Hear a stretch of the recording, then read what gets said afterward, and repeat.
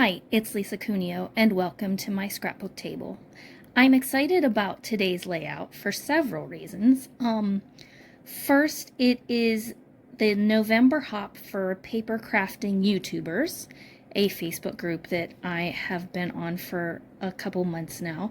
The theme this month is family, and I chose these gorgeous photographs of my son and his bride-to-be, Kayla. These were their engagement pictures because we are adding her to our family, and we are so excited about that.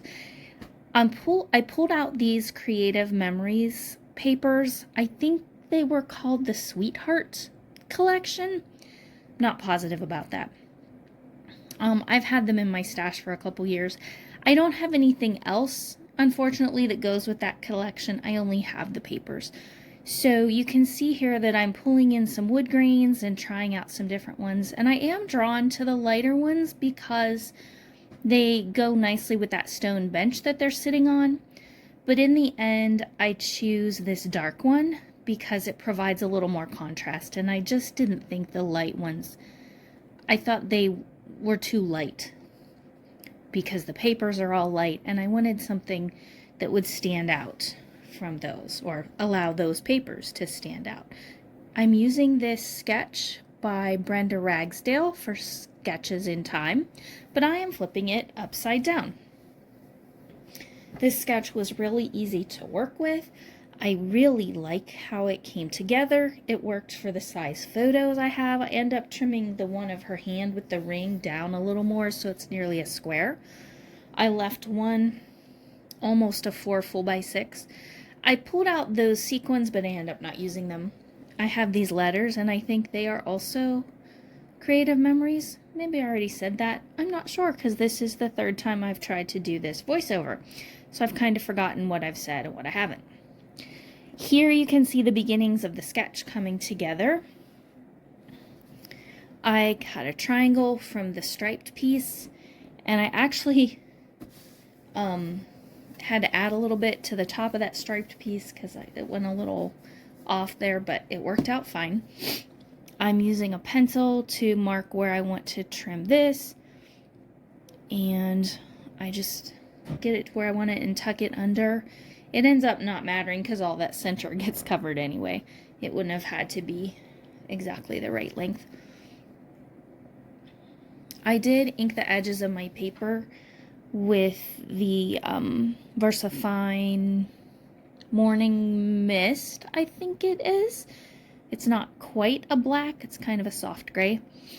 You can see it in real life. I'm not sure how well it will show up on the screen, but it does differentiate the papers a bit and adds a little bit of dimension or depth to those various patterns. I really like that heart, this like cascading hearts on this little strip, and I'm glad that I have nearly a full sheet of that left to use on another project. Maybe I'll make a Valentine card for them from that when the time comes.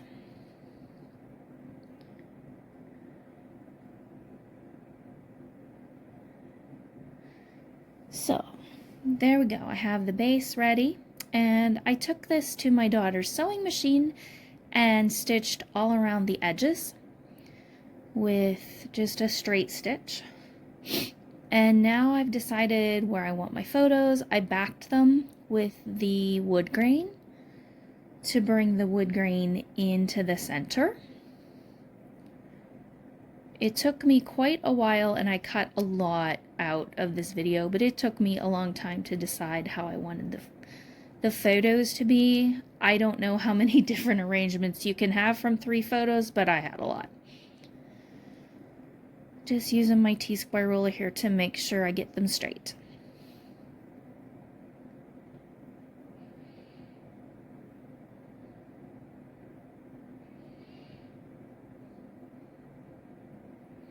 There is quite a story behind these engagement photos. We knew they were engaged long before it became public knowledge, so we weren't allowed to tell anybody. And so these photos came to us not long after it was made public. So we were really excited to have these to share with some friends and family so we could share our good news. And it's been a really fun time planning and getting ready for the wedding, which that'll be a whole new scrapbook I get to do. So the title is going to be Beautiful Love Story, and I have the word love die cut from some of the Creative Memories paper, and I'm using the gold letter stickers for the words beautiful and story. Here I'm putting them on a ruler because it kind of helps me make sure I have all the letters before I start sticking them down. I love these thin, like, narrow letters, the tall, narrow gold letters. I really like those. I wish I could find that same font in lots of colors. I would buy that in white and black and navy blue if I could find them. So there, the title is down. And now I start thinking about how am I going to embellish this page since I don't have embellishments that go with the papers. And I know I want to bring in the red from that word love. So I go to my die cut machine and I cut 3 little hearts from that same paper, and I cut some plain ones that I back those with to make them more like chipboard, so they just have a little bit more of a presence on the page. And I know one is going there to the right of the word beautiful, and one is going to go toward the bottom, though it doesn't stay where I have it right now. And the other one I'm thinking about putting it on a little banner, a fishtail banner that I put in the top right hand corner. First, I used the stripe paper that's on the left of the page and put up there with the heart, but it just, I don't know, it just didn't seem right up there. And I still wish there were some green up there. After I'm done with the video, I may add a little strip of green behind that heart up there. I think that's what that little banner needs to make me a little bit happier with this page. But I love the photos. I love the story. So even if I don't add the green, I still love the page. It just makes me happy to see these photos. So here I'm going through some sticker sheets that I have that have the same color scheme, the green and the pink and a red, but I didn't want the black that's in this banner.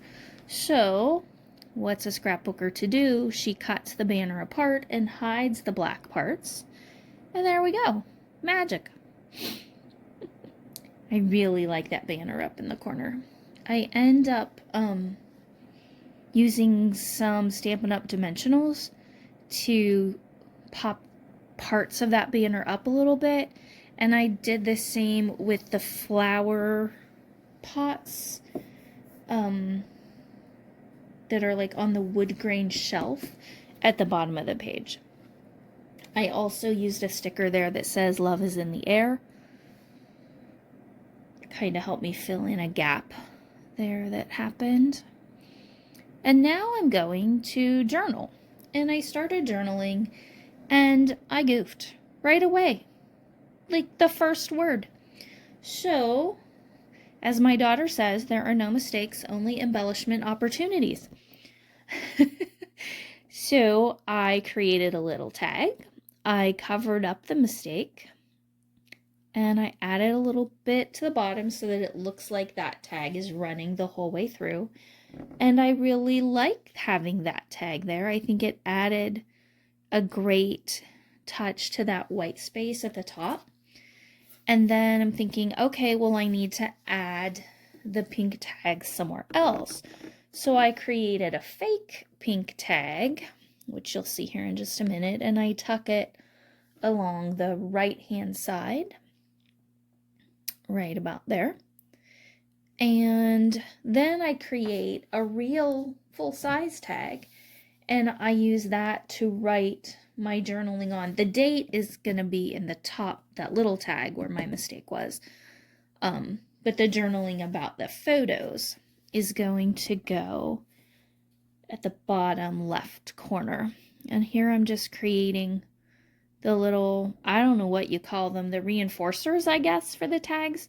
I just use my hole punch and then a half circle punch around it, and that gives me the little reinforcer thingamajig.